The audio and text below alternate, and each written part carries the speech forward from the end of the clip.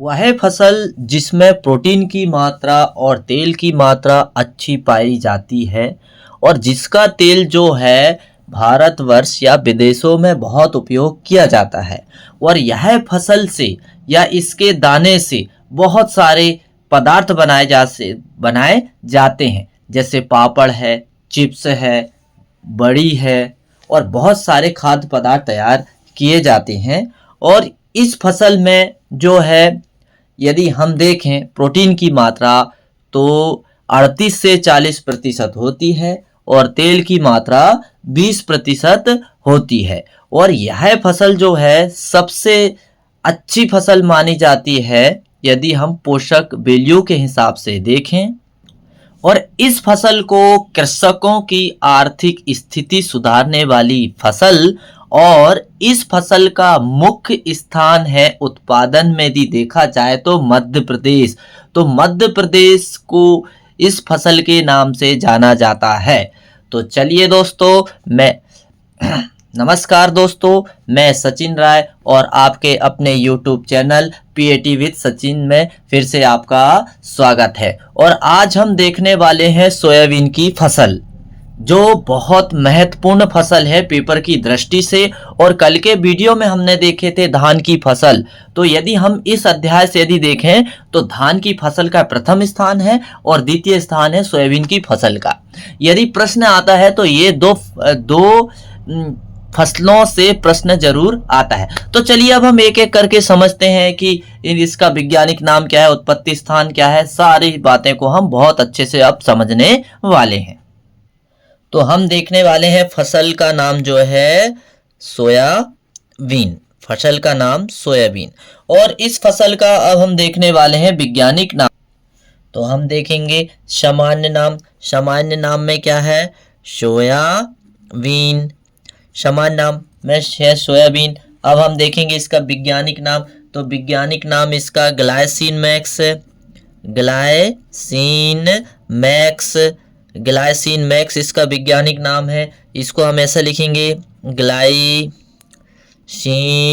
Glycine max. और यह किस कुल का सदस्य है? यह जो है लेगुमिनेसी कुल का सदस्य है। लेगुमिनेसी कुल का सदस्य है। और लेगुमिनेसी का यदि हम उपकुल देखें तो क्या होता है? फीवेसी होता है। इसके बाद में हम देखते हैं उत्पत्ति स्थान सोयाबीन का। तो सोयाबीन का उत्पत्ति स्थान चीन है। फिर इसके बाद में सोयाबीन की हम दो उन्नत किस्में देखने वाले हैं। तो सोयाबीन की बहुत उन्नत किस्में हैं। पहली है गौरव। पहली इसकी उन्नत किस्में देखें हम तो गौरव। दूसरी है पंजाब 1-2। और इसके बाद में अंकुर। तीसरी हम देखें तो क्या है? अंकुर। और भी बहुत सारी किस्में इसकी जो आप जानते ही होंगे, जैसे शिलाजीत। ये भी बहुत इसकी फेमस किस्म है। अब हम यदि देखें तो बीज दर, इसकी क्या बीज दर होनी चाहिए? तो बीज दर जो है इसकी 65 से 80 किलोग्राम प्रति हेक्टेयर इसकी बीज दर होती है। अब यदि हम बुआई का समय देखें तो बुआई का समय वर्षा ऋतु यानी कि बुआई का समय देखें तो हम जून का अंतिम सप्ताह और जुलाई का प्रथम जुलाई का यदि हम देखें तो प्रथम सप्ताह बहुत अच्छा टाइम माना जाता है इसकी बुआई का। अब हम देखेंगे भूमि संबंधित आवश्यकताएं। तो भूमि संबंधित आवश्यकताएं में हम सबसे पहले देखेंगे कि इसके लिए भूमि कैसी चाहिए। जो सोयाबीन के लिए, इसके लिए जो है बलुई दोमट भूमि होना चाहिए। बलुई दोमट भूमि इसके लिए बहुत अच्छी मानी जाती है। अब हम देखने वाले हैं खाद एवं उर्वरक। तो खाद एवं उर्वरक बहुत ही महत्वपूर्ण है, इसके बिना इसका उत्पादन अच्छे से नहीं मिल पाता है। तो हम यदि देखें तो खाद की हम बात करें तो 10 टन प्रति हेक्टेयर, 10 टन प्रति हेक्टेयर। यदि उर्वरक में हम देखें N अनुपात P अनुपात K, तो यह दलहनी फसल होने के कारण नाइट्रोजन की बहुत कम आवश्यकता पड़ती है। तो नाइट्रोजन की आवश्यकता 20 kg। इसके बाद में तिलहन वाली फसल होने के कारण फास्फोरस की अधिक मात्रा होती है 80 किलोग्राम। और फिर पोटास की मात्रा जो हम देखें तो 30 से 40 kg प्रति हेक्टेयर पर्याप्त होती है। तो ये हमने देखे अभी खाद एवं उर्वरक। अब हम देखेंगे खरपतवार कि इसमें कौन कौन से खरपतवार लगते हैं। खरपतवार में हम देखेंगे तो समस्त खरीफ ऋतु के खरपतवार।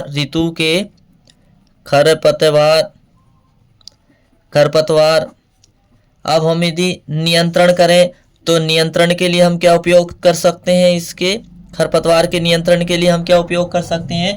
तो बसलीन करके एक दवा, बसलीन करके एक हर्बिसाइड आती है, बसलीन एक हर्बिसाइड आती है। और इस हर्बिसाइड का कैसे उपयोग करना है, इस हर्बिसाइड का जो उपयोग है 1 किलोग्राम प्रति हेक्टेयर स्प्रे करवाना चाहिए, तो खरपतवार का पूर्ण नियंत्रण हो जाता है। और भी बहुत सारी खरपतवार नाशी है, जैसे परशूट है, टर्गा सुपर है, बहुत सारी खरपतवार नाशी टेक्निकल आज मार्केट में उपलब्ध है। फिर इसके बाद में हम देखेंगे औसत उपज।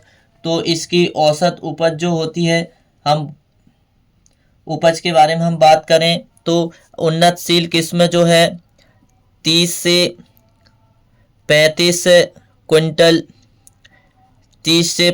क्विंटल प्रति हेक्टेयर पर्याप्त होती है। फिर इसके बाद में हम यदि रोग की बात करें तो इसके सबसे मुख्य रोग होता है इसका जो बहुत ज़्यादा हानि पहुंचाता है और लगता भी है, पीला मोज़ेक।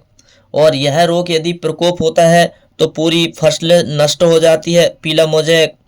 और दूसरा यदि हम रोग देखें तो बीज या पौध सड़न।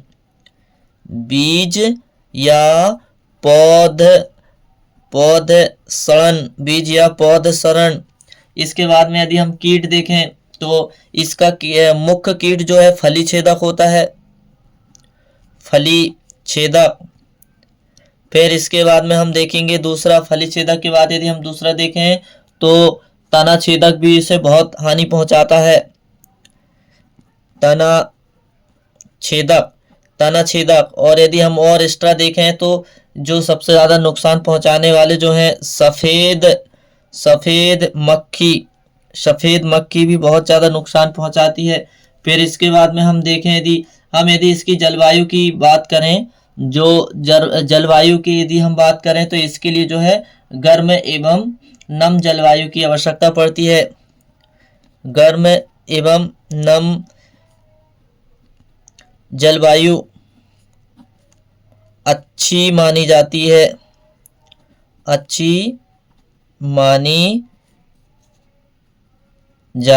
है। तो इस तरह से सोयाबीन की फसल कंप्लीट हो जाती है। तो विद्यार्थियों या मेरे प्यारे दोस्तों, हमें यदि इस फसल से कोई प्रश्न आएगा तो वहां पर शीर्षक दिया रहेगा, या तो शीर्षक 4 दिया रहेगा या तो 5 दिए रहेंगे। जैसे कि हमसे ये कहा जाएगा कि सोयाबीन की फसल का निम्नलिखित शीर्षकों में वर्णन कीजिए, और दे दिया जाएगा कि सामान्य नाम लिखो, नंबर 1 वनस्पतिक नाम लिखो, नंबर 2 कुल लिखो, नंबर 3 और उत्पत्ति स्थान नंबर 4, ऐसे 4 पॉइंट हमको दिए जाएंगे या तो 5 पॉइंट दिए जाएंगे और उनमें एक एक लिखना है। ये फसल को पूरा नहीं लिख देना है। जो प्रश्न हमसे पूछेगा, प्रश्न में जितना हमसे पूछेगा उतना ही हमें लिखना है। तो इस बात का आपको विशेष ध्यान रखना पड़ेगा, तो आपको किसी भी प्रकार की कोई समस्या नहीं जाएगी और नंबर पूरे मिलेंगे। तो ये मेरा वीडियो आपको कैसा लगा? यदि मेरा वीडियो आपको पसंद आया होगा तो लाइक करिए, शेयर करिए। यदि आप मेरे चैनल में नए हो तो आप मेरे चैनल को सब्सक्राइब कर लीजिए, ताकि आपको जो है महत्वपूर्ण पेपर की जानकारी मिल सके। क्योंकि हमारा एक टारगेट है कि हमें जो है फसल उत्पादन के पेपर में 70 टू 70 मार्क, यानी 70 में से 70 नंबर ही लेना है। और अपने दोस्त को भी मेरे चैनल को शेयर कर दीजिए ताकि वो भी जुड़ जाए। तो आप कैसा लगा मेरा वीडियो आप कमेंट्स करके ज़रूर बताइएगा। तो मेरा वीडियो देखने के लिए आपको बहुत बहुत धन्यवाद।